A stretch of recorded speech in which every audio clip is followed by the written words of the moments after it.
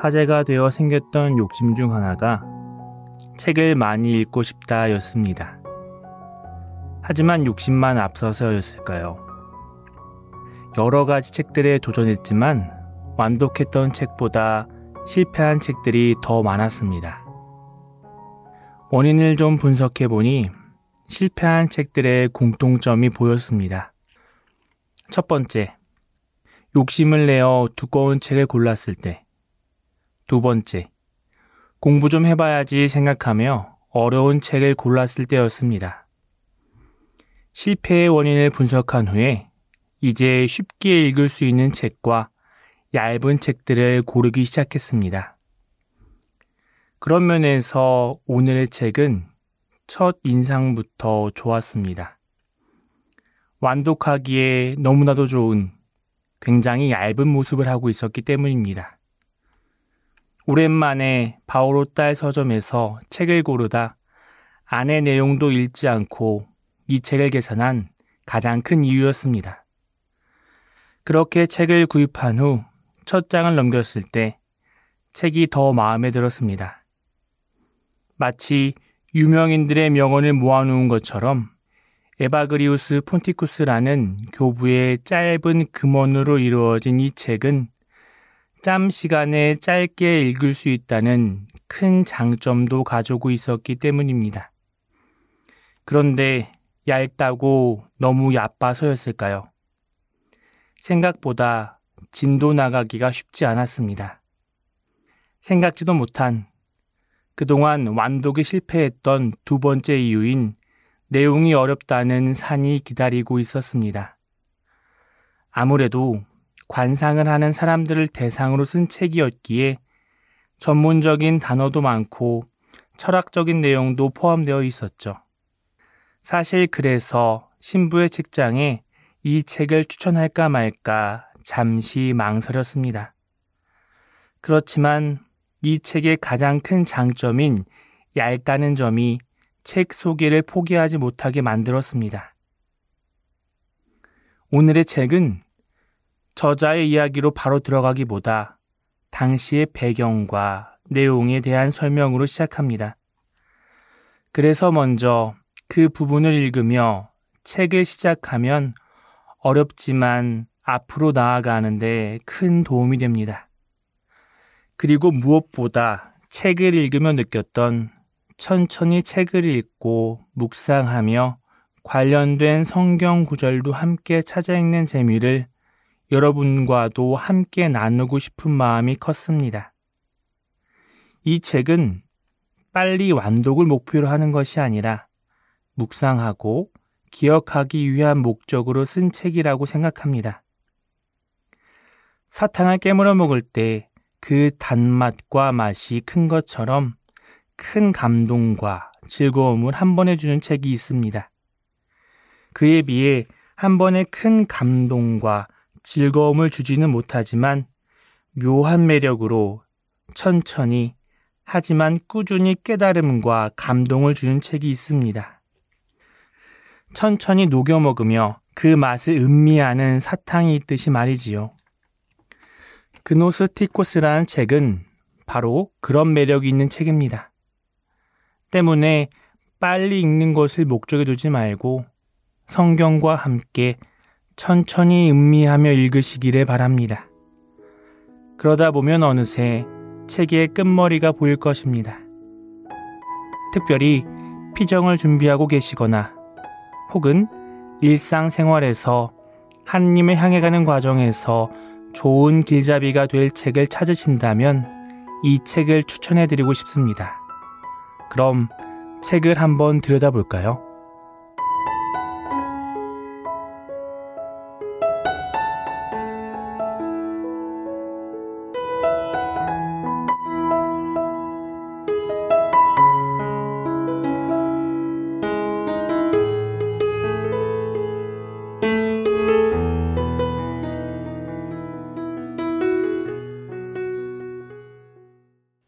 에바그리우스는 수행을 영혼의 욕정부를 정화하는 영적 방법이라고 정의한다. 수행은 영혼을 욕정에서 자유롭게 하여 아파테이아를 얻게 한다.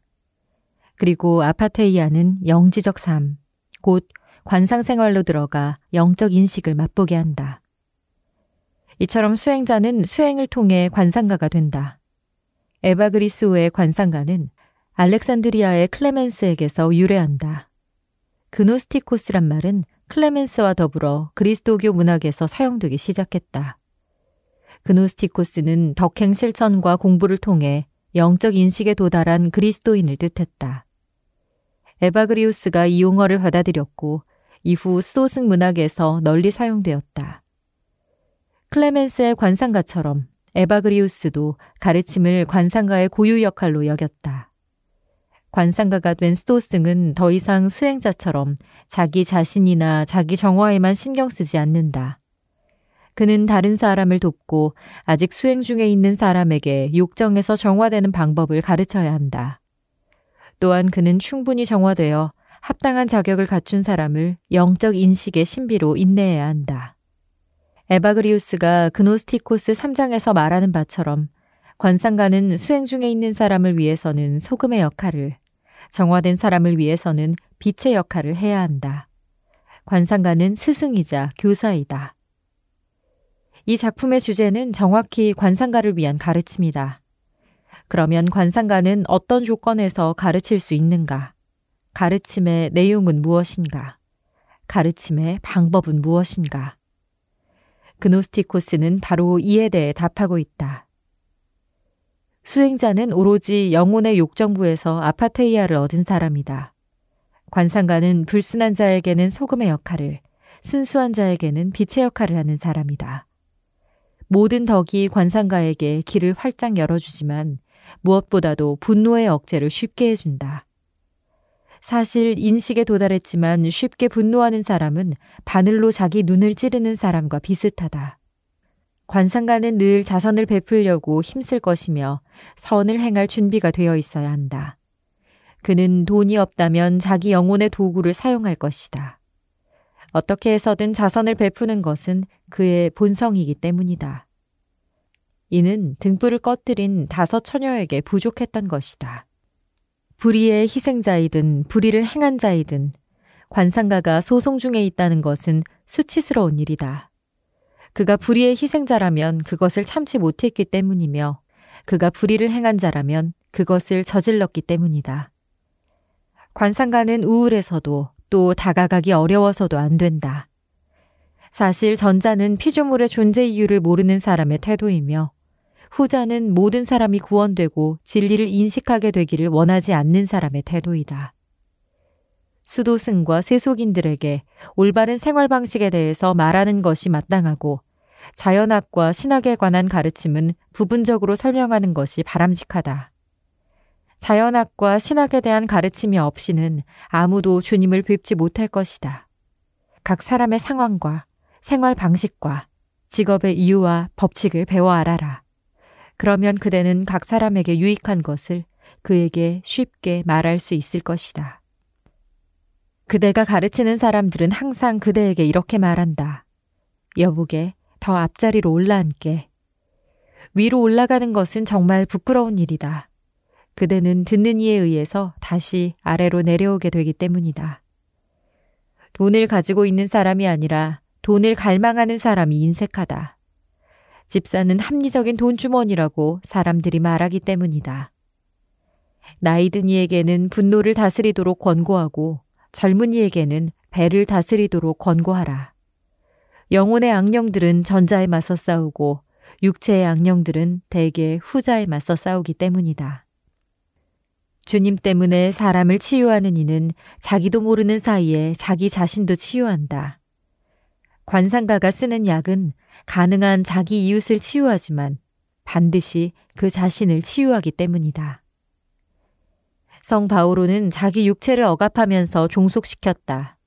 따라서 그대 생애 동안 단식을 소홀히 하지 말고 비대해진 육체로 단식을 무시하면서 아파테이아를 망치지 마라. 음식과 의복에 대해 걱정하지 말고 오히려 레위인 아베네르를 기억하라. 그는 주님에게서 궤를 받고서 가난했지만 부유하게 되었고 업신여김을 당했으나 영광스럽게 되었다. 관상가에게 양심은 그에게 혹독한 고발자이다. 그는 양심에게 어떤 것도 감출 수 없다. 양심은 그의 마음속 은밀한 것까지 알기 때문이다.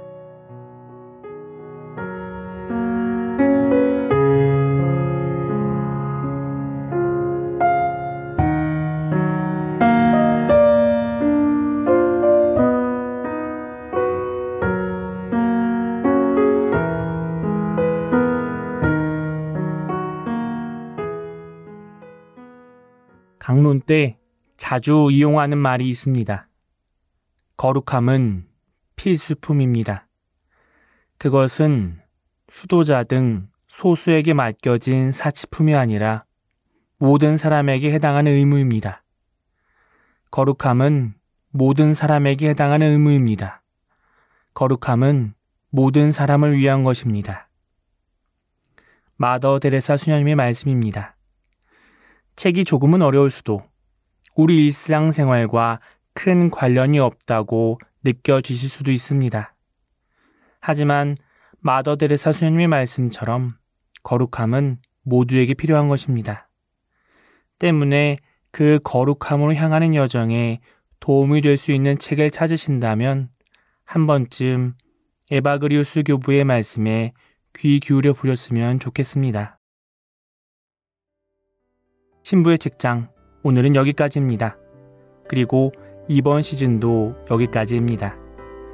그동안 신부의 책장에서 들어왔던 수많은 책들이 우리들의 영혼을 좀 더 거룩하게 해주는 시간이었길 바라봅니다. 다음 시즌에는 새로운 모습으로 돌아올 예정이니 다시 한번 책 낭독 부분에 귀 기울여 주시며 기다려 주셨으면 좋겠습니다. 주님과 함께 거룩한 밤 보내세요.